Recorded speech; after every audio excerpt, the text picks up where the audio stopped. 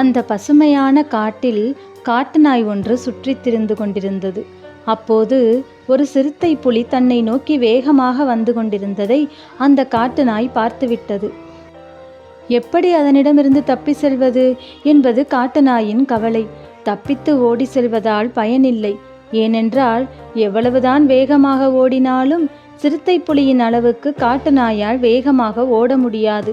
எனவே அது மிக வேகமாக யோசிக்கத் தொடங்கியது. அதன் அருகில் சில எலும்பு துண்டுகள் கிடந்தன. அவற்றை பார்த்ததும் உடனே அந்த காட்டு நாய்க்கு ஒரு யோசனை பிறந்தது. சிறுத்தை புலியின் பக்கம் தன் முதுகை திருப்பிக் கொண்டு கீழே அமர்ந்து அந்த எலும்புகளை மென்று தின்பது போல் கடிக்க ஆரம்பித்தது. சிறுத்தை புலி அருகில் வந்து தன் மீது பாய்வதற்கு தயாரான போது காட்டு நாய் உரத்த குரலில் சொன்னது, இப்போது நான் தின்று முடித்த சிறுத்தை புலி மிகவும் சுவையாக இருந்தது. அக்கம் பக்கத்தில் வேறு சிறுத்தை புலி கிடைக்குமா என்று தேடி பார்க்க வேண்டும் என்றது. இதை கேட்டதும் பயந்து போன சிறுத்தை அப்படியே ஸ்தம்பித்து சிலை போல நின்றுவிட்டது. இந்த காட்டு நாய் சிறுத்தை புலிகளையே கொன்று தின்று விடுகிறதே, அப்படியானால் எவ்வளவு பலம் வாய்ந்ததாக இருக்க வேண்டும், இதனிடம் அகப்படாமல் தப்பி சென்று விட வேண்டும் என்று நினைத்து ஓசைப்படாமல் பின்னோக்கி சென்ற அந்த சிறுத்தை புலி புதருக்குள் மறைந்து விட்டது. அருகில் இருந்த மரத்தின் மீது இருந்த குரங்கு நடந்ததையெல்லாம் கவனித்து கொண்டிருந்தது. தனக்கு தெரிந்த தகவலை சிறுத்தையுடன் பகிர்ந்து கொண்டு சிறுத்தையுடன் பேரம் பேசி தனக்கு பாதுகாப்பு தேடிக்கொள்ளலாம் என்று அந்த குரங்கு கருதியது. எனவே சிறுத்தையை பின்தொடர்ந்து அந்த குரங்கு வேகமாக ஓடிச் சென்றது.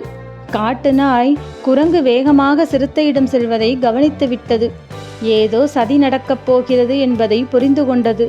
குரங்கு சிறுத்தையிடம் சென்று காட்டு நாய் சிறுத்தை புலியை எப்படி ஏமாற்றியது என்ற முழு விவரத்தையும் சொன்னது. சிறுத்தைக்கோ தாங்க முடியாத கோபமும் ஆத்திரமும் வந்தது. அந்த காட்டு நாய் என்னையே ஏமாற்றலாம் என்று நினைக்கிறதா? அதற்கு மறக்க முடியாத பாடத்தை புகட்டுகிறேன். இந்த காட்டில் யார் யாரை கொன்று தின்பார்கள் என்பதை அதற்கு காட்டுகிறேன் என்று சொல்லிவிட்டு, குரங்கே வந்து என் முதுகில் ஏறி உட்கார், 2 பேரும் அந்த காட்டு நாயை பிடிக்கலாம் என்றதும் குரங்கு சிறுத்தையின் முதுகில் ஏறி அமர்ந்தது. இரண்டும் நாயை நோக்கி சென்றன. சிறுத்தையும் குரங்கும் சேர்ந்து வருவதை காட்டு நாய் பார்த்தது.